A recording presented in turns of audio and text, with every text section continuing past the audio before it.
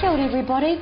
Well, unfortunately there has been a measles outbreak in our country. It started in the far north in Auckland and now it has moved down to the Bay of Plenty. Well, we are in luck because joining me now is Medical Officer of Health Dr Neil de Wit, and he's here to tell us what we can do to protect ourselves and our families. Kia ora Dr de Wit, thank you for being here. Thank you, Kerry. So it is a bit of a problem. How bad is it? Well, since the beginning of this year, we got approximately 360 cases occurring in New Zealand. The vast majority of those have been in the Auckland region.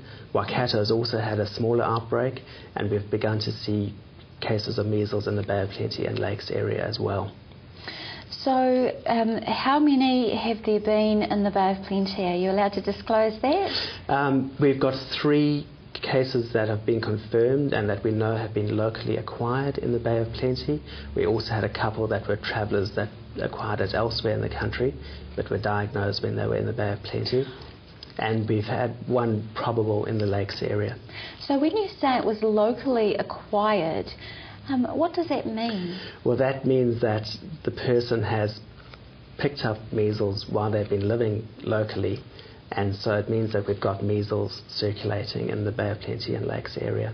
So someone might have brought it in, coughed on somebody and left again, and so that would be locally acquired? That's right. Okay. So how can we recognise measles? Can you explain the condition for us?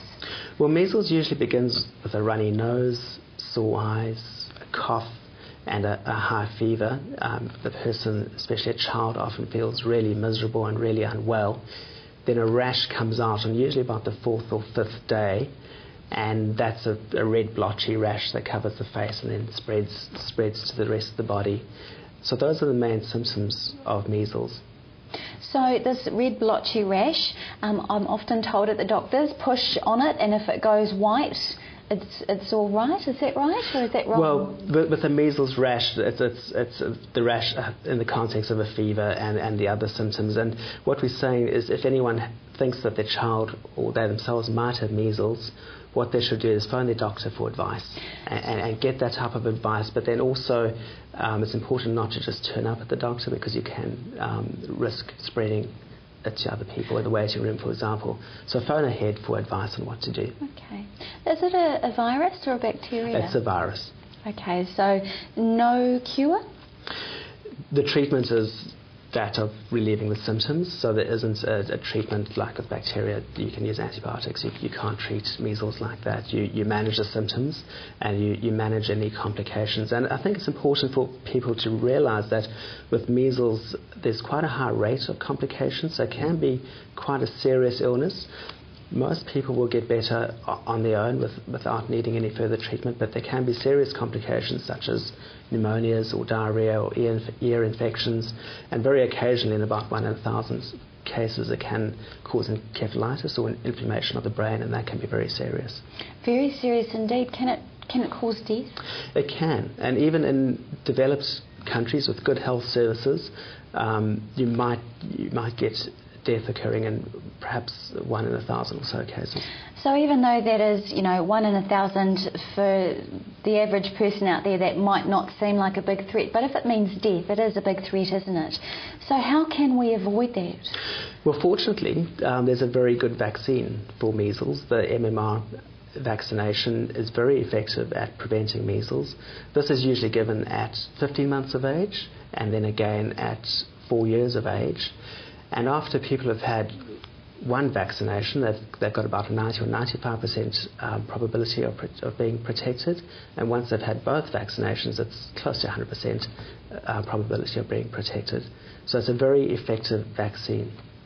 For some people that I've heard them say they don't want to get the immunisations because it puts old dead cells of these diseases into your body so that you can make the antibodies. The risks and the benefits, weigh them up for us. Well, this is a very serious illness, and it can be a serious illness for some people, and there are significant risks associated with measles as an illness, and we do now have measles spreading, especially around New Zealand and possibly beginning now in our communities. So And we also know that the vaccine's got a very good safety profile, so we're strongly encouraging people to be immunised. And what we're also saying now that we're seeing cases occurring locally, we're suggesting that people bring that 15-month immunisation forward to 12 months, vaccinating earlier at 12 months, and they can have the second measles vaccine a month later, so they can get the full protection for their children. Wonderful, thank you very much. And just quickly before we go, what is the website that we should go to if we want any further help? The Toitura Public Health Service website has good information on measles, and that has also got links to the Ministry of Health website and other websites that can provide good information on immunisation, so the parents can find out all they need to know about immunisation. Wonderful, thank you very much, Dr. Neil DeWitt. We appreciate your time. Thank you very much. Kia ora. Well, everybody, make sure that you check out that website, the Toitura Public Health website. Google it and it will come up for you. Thank you for joining us tonight on City News. Please join us again tomorrow night when we're going to be having a look at emergency services. We're going to be having another part in our Neighbours in Our Community series, and we're going to be talking with Irene Begg about social workers in schools. Have a wonderful evening. For Māori.